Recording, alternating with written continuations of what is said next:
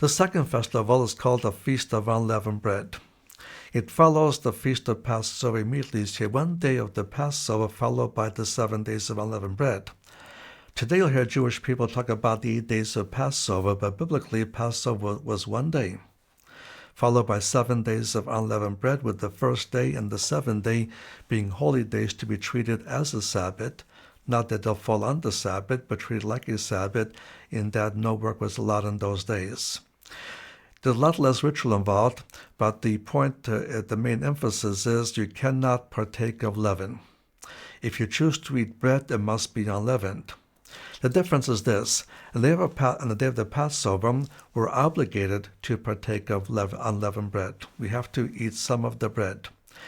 For the 7 days of unleavened bread, we don't have to eat bread at all. But if we choose to eat bread, it must be unleavened. And again, leaven is the symbol of sin. And this is fulfilled by the offering of his Son's blood.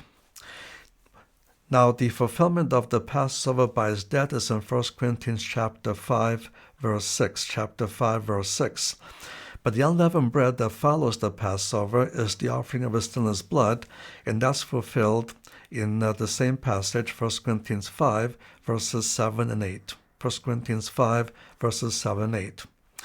And so the fulfillment of the offering of his sinless blood.